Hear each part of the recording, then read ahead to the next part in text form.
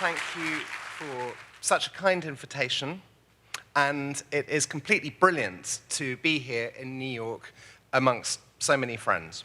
Now, when Peter first asked me to speak as part of the Sotheby's and ICA conversation series, I was thrilled to immediately be able to say yes, because obviously I love the Institute, I love Sotheby's, I love New York, but then a tiny moment of panic began to set in.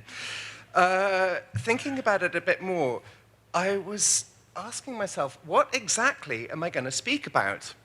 Talk about anything you like, Peter said, so long as it's to do with Chatsworth. And herein lay a problem. I know a lot about a very small number of things. I know a tiny bit about some things, but I can't honestly profess to know anything very much about Chatsworth at all. I relayed this information back to Peter, and an hour or two later, an email replied saying, "Oh, don't worry about that, just come." So I'd like to start with a massive disclaimer, but also in parallel a massive thanks, because as I thought about the title for my talk this evening, which I realize now should have actually been called Adventures with the British Country House, for reasons you'll see later, sufficiently broad to cover my ignorance on the topic which I'd been invited to speak about, everything seemed fine. But then, so the invitation was accepted, a date was fixed, and then I began to worry again. And so this time I'd like to thank the audience very much indeed, because I wrote to Charlie's and my friend Laura Burlington, and I said, "Laura, I've got a bit of a problem. I've got to give a talk in New York in September about Chatsworth, and I'm really not qualified. Could you fix a behind-the-scenes tour this summer, please?" A day or two later, she replied saying, "Oh, crikey, of course I can. The only thing is, I don't know anything either. So can I come along as well?" Anyway, I'm copying Stoker because the whole exhibition in New York is really his deal, and he'll sort something out for all of us. At which point, Charlie and I then got a completely charming message from the Duke of Devonshire saying, "Could you possibly come and stay at some stage this summer? We'd love to show you the house and the garden, but it would be far better if your time was more relaxed, if you were here for long enough to absorb absolutely everything." So I can hope you can all see precisely why I'm so grateful to you all for inviting me here this evening. And of our time there, more in a little bit. Luckily, I know that you have already heard from a series of eloquent speakers and historians on the history of this wonderful building and its extraordinary landscape.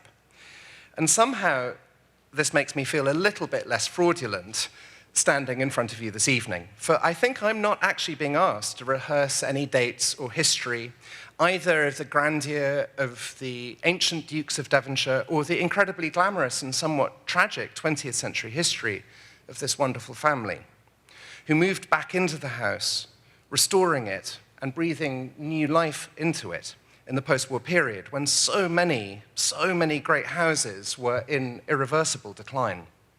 I'm sure that many people in the room have visited Chatsworth. I remember visiting as a child, and then again when I was at university. I had a great friend whose parents lived not far away in the Peak District, and we would go quite often.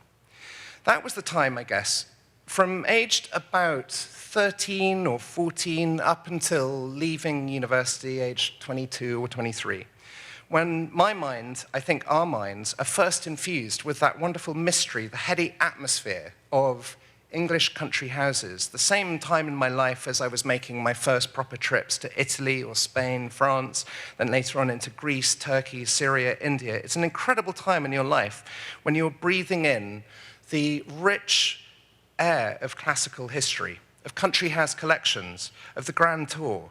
I was reading Jim Lee Mills's diaries or Nancy Mitford's letters for the first time ever, and discovering through them all a little bit about who you are yourself. And I'm sure that many in this audience this evening who love classical art and architecture so much will know a little bit of what I'm talking about. And so to more recent visits with Laura Burlington for her superb exhibition 2 years ago called House Style, showing the remarkable Devonshire dress collections. And here on the left you have Stella Tennant and her grandmother, the inimitable Deborah, Duchess of Devonshire. It was an incredible exhibition. For those who didn't see it, here are a couple of photographs. Curated by Hamish Bowles, displayed by Patrick Kinmonth and Antonio Manfreda. And it really was kind of completely awe-inspiring, jaw-dropping, lavish. Charlie and I went up there in a very, very high-fashion crowd, and it was a minor relief to see our friend Izzy Tennant, Stella's sister, who somehow managed to deflate the atmosphere just enough to make it bearable and manageable. But the amazing thing about this whole exhibition, if I'm honest, and I don't know how many people in the room saw it, was that there were so many clothes and so many cases and displays that you actually couldn't see the rooms of Chatsworth at all. So a few weeks ago now, Charlie and I found ourselves being met at Chester Station by the kindest driver you have ever known, and being gently swept down that famous drive that runs across the River Derwent, across the beautiful bridge and the Capability Brown landscape, up to the big house. This time, for the first time ever, we were not heading for the visitor car park, but a very sharp right and through an extremely grand gate and up to the great west front of Chatsworth, at which point 2 butlers come and take our bags. And so after a late tea, we got into the Duke's golf buggy, and with the Duchess driving, I should say, at very high speed, we hurtled around the garden and then the grounds at a staggering pace. This is the amazing South Lake. We went from there up to the Labyrinth, which is built on the site of the ancient, of the old Paxton glass house, the most incredible structure, which was actually demolished in the 1920s. We went from there to the Rockery, up to the amazing grotto, and then across to the walled garden. I was in the front passenger seat, which was pretty terrifying as we edged over these very steep hills in the Rockery. Charlie and Laura hung on for dear life in the back seats. The work being carried out in the landscape at the moment at Chatsworth is breathtaking. The Rockery, shown here, another of Paxton's mid-19th century creations in the garden for the great bachelor Duke, is being restored by the current Duke under the watchful eye of landscape architect Tom Stuart Smith. Hundreds of thousands of plants being planted this season, hundreds of thousands of plants next. The planting is masterful and beautiful. In other areas, Dan Pearson, another very well-known British landscape architect, has masterminded wonderful wilderness plantings. And then in the walled garden, incredible things await. The kitchen garden was originally conceived by Deborah, Duchess of Devonshire, the Dowager Duchess, but a few years ago now, it was taken over by a young and brilliantly talented person, Becky Crowley, a friend of Charlie's, as it happens. And I think of all of the things we saw on that first evening, nothing was quite as beautiful as the huge wild planting of hollyhocks that have sprung up along the edge of one of her greenhouses. Completely magical. And as we turned the corner, we were all silent in wonder at the sight on the most beautiful summer's evening. After a delicious but quite late dinner, drinks on the terrace, we rolled into bed. Charlie and I woke early for breakfast, and then we were on our wonderful house tour with the Duke and Duchess. Yet again, there is this amazing sense of speed. The Duke whizzing through room after room in the great treasure house, pointing out the broad sweep of history and his favorite details and treasures. At 9 o'clock prompt, the doors open, and our private tour was over. And Charlie, Laura, and I left the house and went for a much slower, more meandering walk again through the landscape that we'd seen the evening before. We saw Paxton's great, what's called the Conservative Wall, one of the first proper great greenhouses in Britain. We saw the great glass houses filled with perfect bunches of grapes. And then we went back to see Becky in the walled garden for a long chat about the benefits of keeping it wild and organic. And here are a few of the shots of her beautiful garden, assisted by two great right-hand people, and they all work there together. She's let the garden grow ebulliently, with masses of room for a slight air of wilderness and nature everywhere, all organic, and yet with huge productivity as well. And if you're by any chance on Instagram, I'd definitely follow Becky Crowley. Her photographs, both of the garden and the flowers that she picks from it, are really breathtaking. The Burlingtons are adopting the same approach at Lismore, the beautiful castle where they live in Ireland. And it's a fascinating shift for me away from the highly manicured Victorian walled garden style, something a bit gentler, a bit softer around the edges. And it feels right to me because it still belongs in this wonderful landscape. So after lunch, it was time to tear ourselves away, and we had to get down to Dorset. And I wanted to just touch on all of this briefly to reflect, not just on coming to stay for the evening, which was fantastic, but to reflect on the extraordinary, timeless permanence of Chatsworth as a house and as an institution, but also the extraordinary vigor with which the estate is approaching its role today. A huge program of repair and restoration of the house and the landscape is underway or completed, sufficient to see it in fantastic stead for at least the next 100 years. The Duke and Duchess are commissioning artists, sculptors, filmmakers, and thinkers who are looking in subtle ways at how to add to and contribute to an already astounding historical collection, and to keep that collection alive and fresh and modern.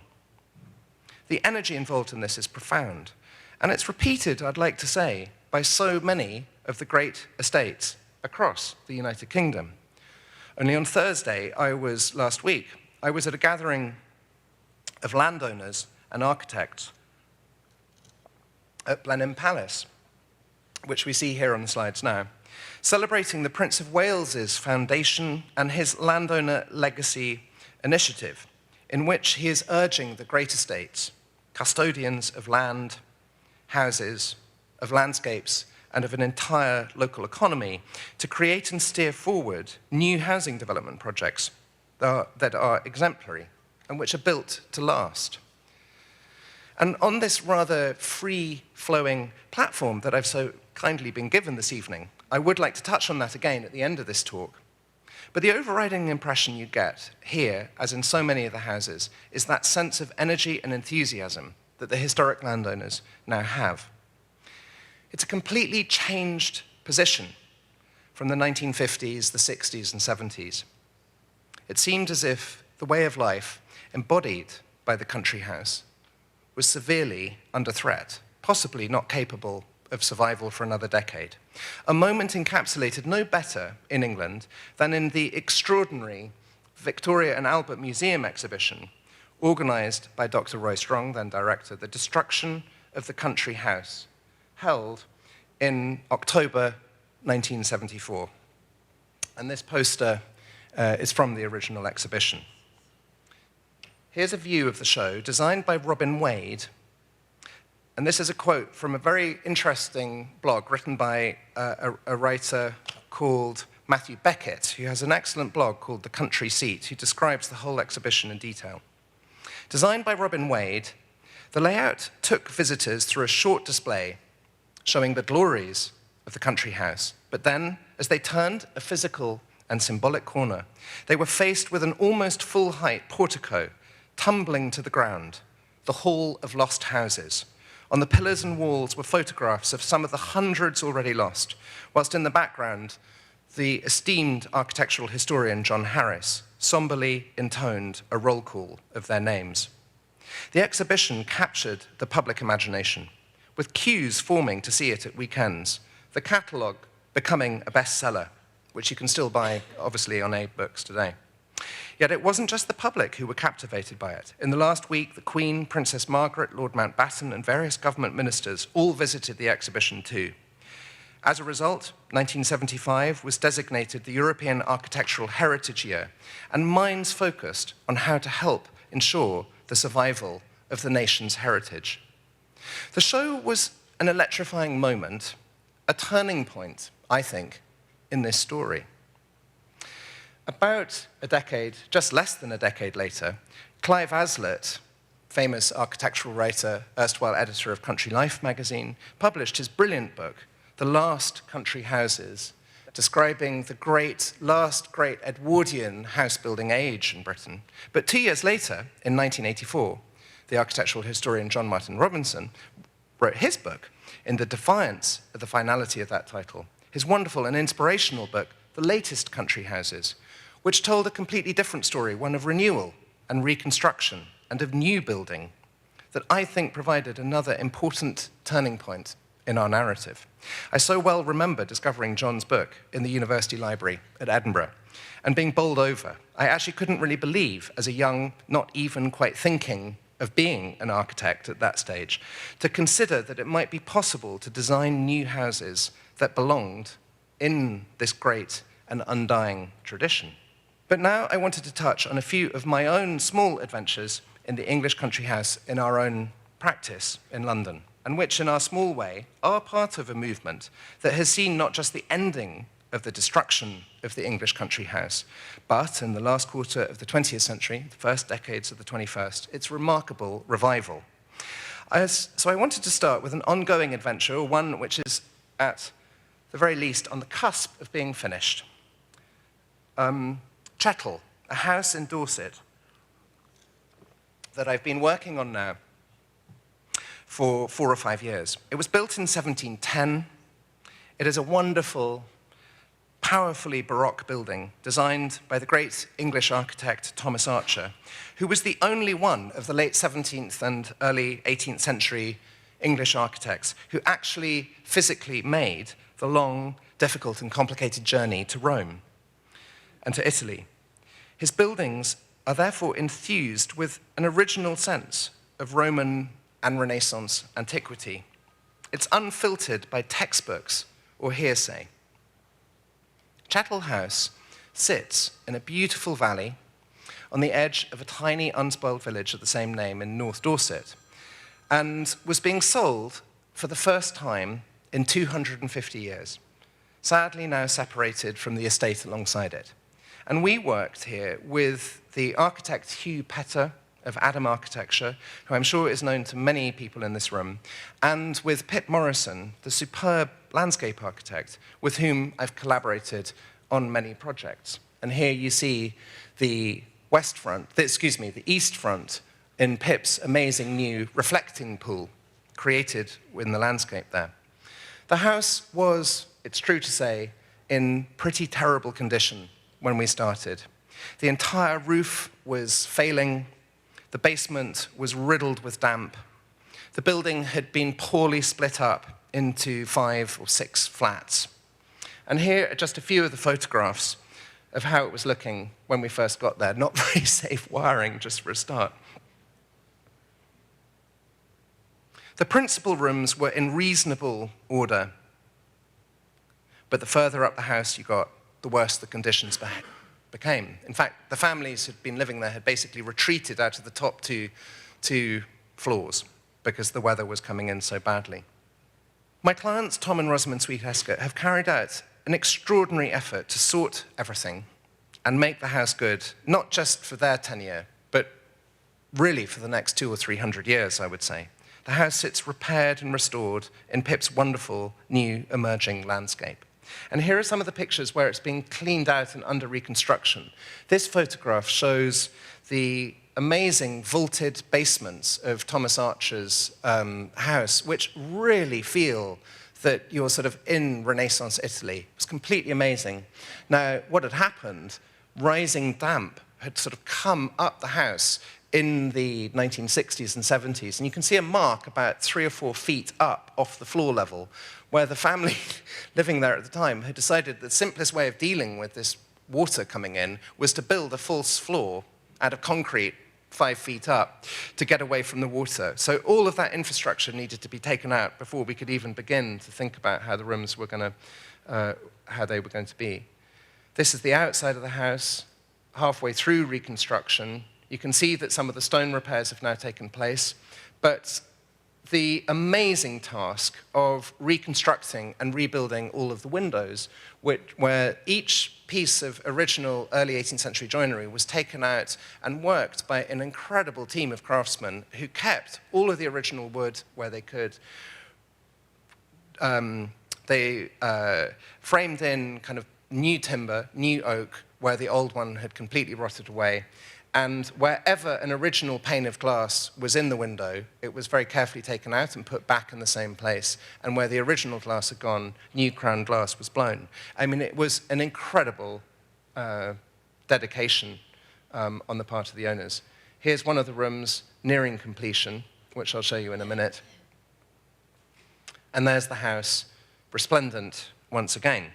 So my firm, my office, was responsible for the interiors of the whole house, including the design of these new paneled rooms that you just saw, as well as choosing all of the colors, fabrics, wallpapers, furnishings, furniture. Really, a dream project. One of the things that is strange about Chettle is that by the mid-19th century, the Castleman family, who then owned it, came into a fair amount of money and rather tragically ripped out many, in fact, most, of the original early 18th century rooms, which one can just imagine now how magical those interiors must have been. And they modernized the whole house in a heavy mid-19th century style, not unlike, I have to be honest, being in a Brooklyn brownstone. And of the entire building, only this room, the stone hall, as it's called, and the original oak staircase survive from the Archer period. And the rest of the house, as I say, is this mid-19th century, very heavy sort of Victorian plasterwork and detailing. And there's another photograph of the beautiful stair hall, and Archer's amazing double-height arched windows looking out over the landscape.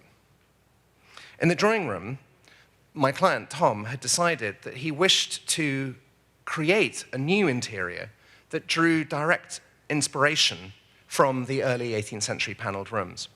And we designed this richly molded Belection paneling, all tied in around an existing 19th century plaster cornice. So it was quite a complicated project to make it all work out. And here's a photograph again of the room before we began. You can see that door is the same door, which we've completely kind of remodeled and changed, but it is in the same place. Now, the conservation officer, so Historic England, it's such an important architectural building that Historic England have detailed oversight of everything that we were doing and proposing. The conservation officer was initially quite keen to retain the paneling already on the walls of this room, much to Tom's dismay. And she was beginning to make a little bit of a fuss about our proposals. And it was during one of these meetings to review the design and to discuss it all that Tom, who was getting a little bit bored of listening to the conversation, he gently began to pick at one of these bits of paneling with his fingernail that she was so keen to maintain. And then suddenly, to his horror, a whole strip just kind of pulled off in his hands with her standing right there by him. And like the blood drained from his face, and he thought, I'm really going to be in trouble now. But then he spotted something quite handy on the back of this piece of molding that had come off the walls, which was a barcode. And the paneling had been stuck on for a film set in the mid-1980s and was from a big hardware shop in Britain called B&Q. I don't know if you've heard of it. So the new scheme was allowed to proceed, and the extremely nice conservation officer was just slightly sheepish at that particular moment. Here is another view of that completed room.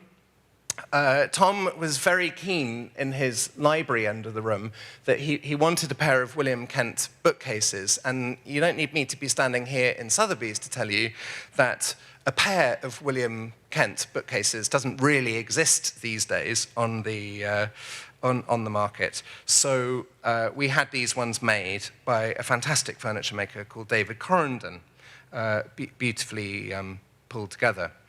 Now, elsewhere in the house, I felt that I needed to pull out a huge arsenal of colour and pattern to counteract that slightly heavy, dull Victorianness, which luckily Tom and Rosamond were up for, and they embraced with an ever-increasing conviction as the project continued.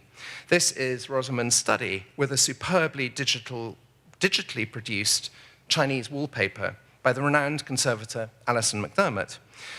Rosamond and I had one wobble in the dining room, with its oak panel doors and joinery, I felt should have a very strong, rich blue on the walls.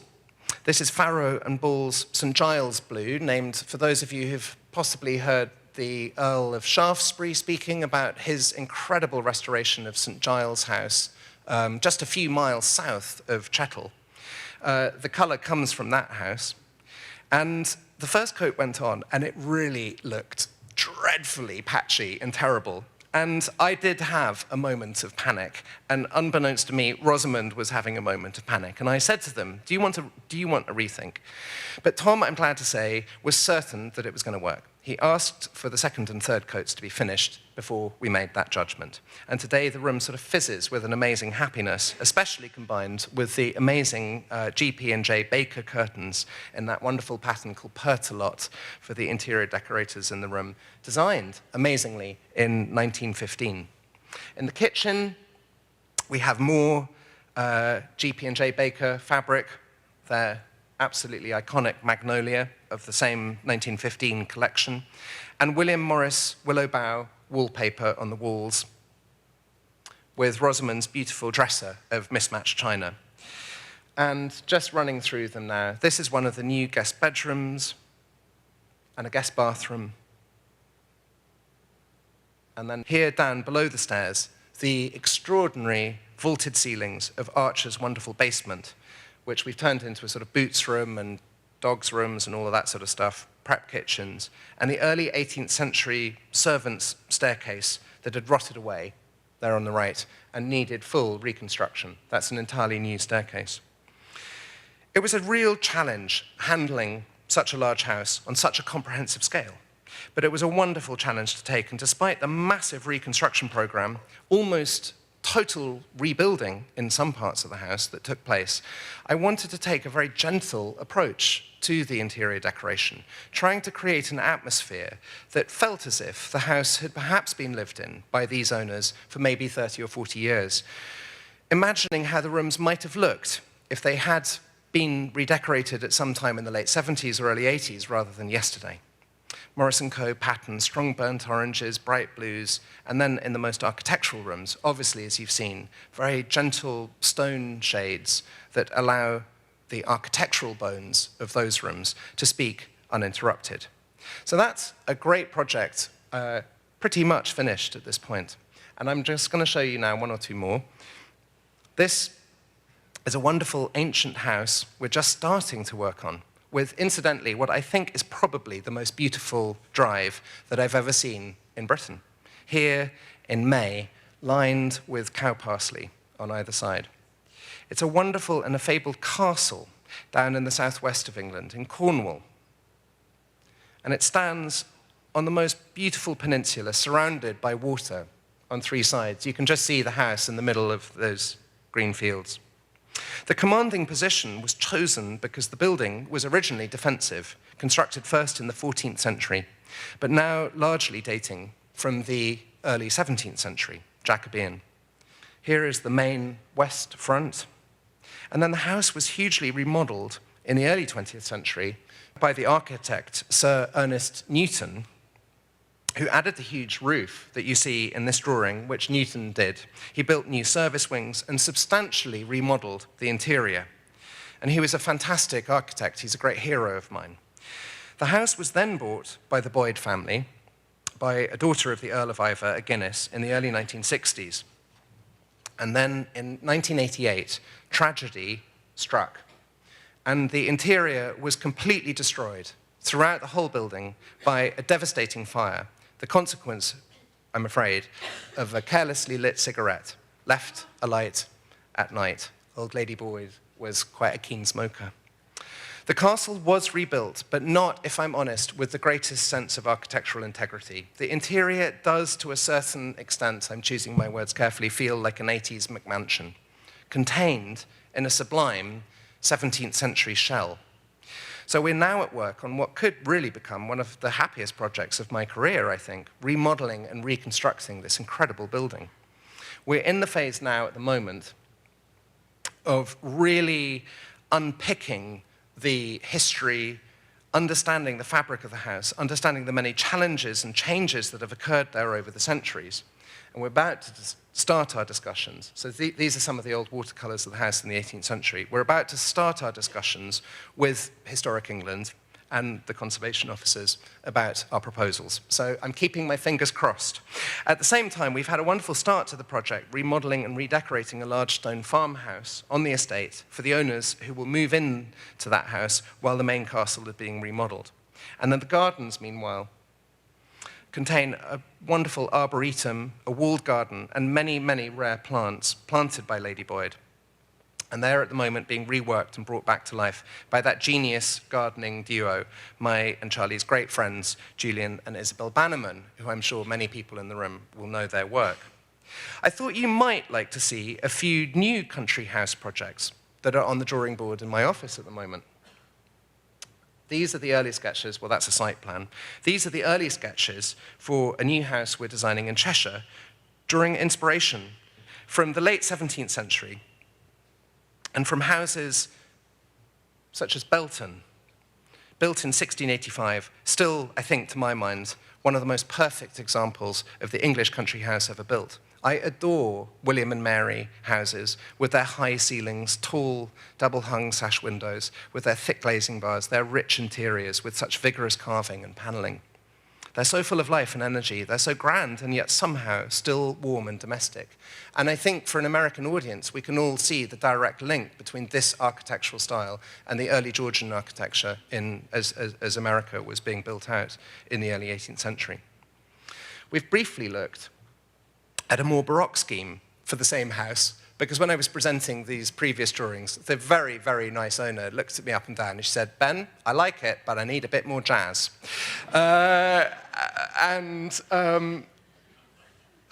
So we did look at all of that, but after a very recent meeting, literally a couple of days, this is work in progress, a couple of days before I flew out here to New York, I'm glad to say that the language is moving back. Well, I'm glad to say that the language is moving back in the direction of that big, friendly roof and nice, deep cornice. Slightly less grand. There's something about this that just, to my mind, was a bit too much. This is a project completely different that I'm afraid hasn't had a very friendly reaction from planning officers at all. It might yet see the light of day. I don't think so. In Cambridgeshire, on a really wonderful site, a gently sloping valley hillside, which is a real rarity in Cambridgeshire, which is basically the flattest county in the whole of Britain. It's conceived in a very late neoclassical language. It has incredibly spare and restrained interiors in the Greek mode.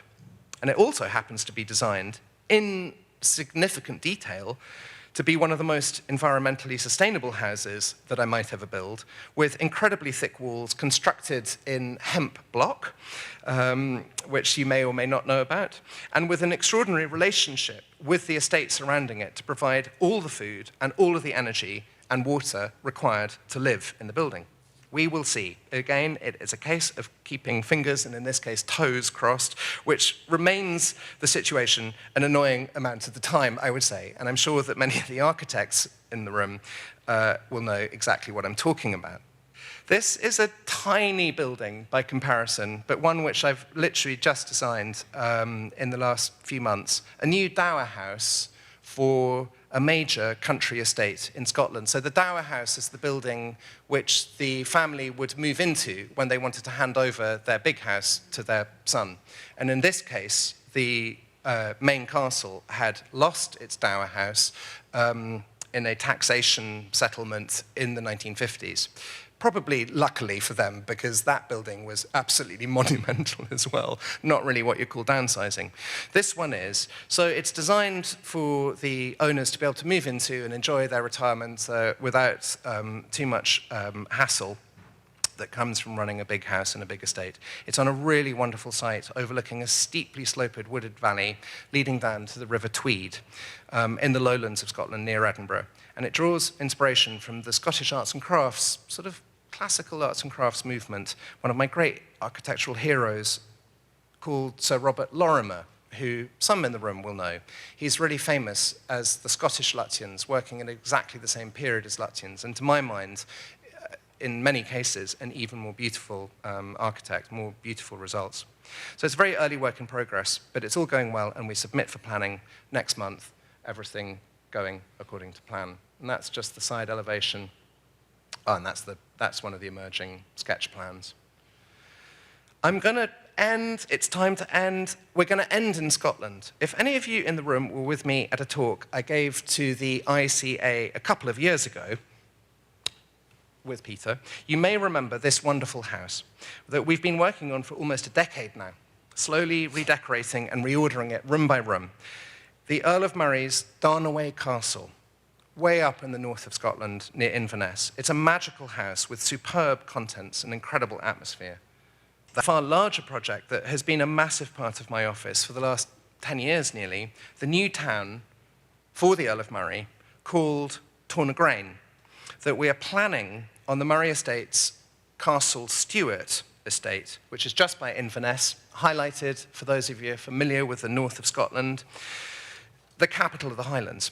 Inverness is a really beautiful, small city, but over the last 30 or 40 years, it has been choked by ill-planned suburban sprawl, development, and traffic. I'm sure a story known to many people in this room, in this audience. The local council wanted to start thinking about ways to improve planning for the next 30 or 40 years, and they put out a call to local landowners for ideas. With talk of thousands of new houses being built, John was worried that the beautiful Moray Firth, where his family had lived for generations, could be ruined forever if things went wrong. And he decided that his estate should formulate plans itself. And so they brought in, after a lot of investigation and working out who to work with, they brought in the master planner, Andreas Dewani, who I know will be known to many in the audience tonight from DPZ, in Florida, to create a strategic vision for the estate, which my office is now designing in detail. Here are the first houses visualized in a CGI. That's what they looked like when they were first built, so we were quite proud that we could show people that's what we told you it looked like, that's what it looks like. Not always the case in new housing development in Britain. Here is the very first occupant of what will one day be this huge new town on the right. He happens to be an electrician who was working on the project, and he liked the houses so much that he and his wife bought one. And the Earl of Murray is standing next door to him in the yellow hat. Now, the sharp-eyed amongst you, the Scottish travellers amongst you, will know that we have been drawing from all sorts of inspiration, and in particular from the many hundreds of planned architectural towns that exist all over Scotland, but perhaps none more so closer to my heart than this beautiful estate village of Inveraray over on the west coast, which was built in the 18th century by the Duke of Argyll.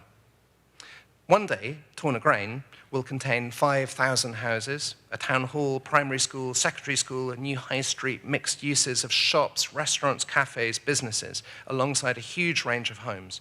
Ecological design is at the forefront, with retained ancient woodland, cleaned and restored watercourses, and in a tiny but I think important touch, a huge mix of insect-friendly plants being planted throughout the housing settlement by the estate.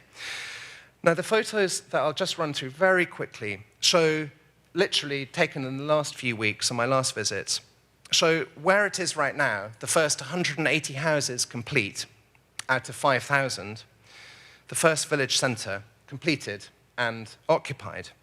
Work continues apace, and we are currently very hard at work in my office designing the next phases of 350 homes.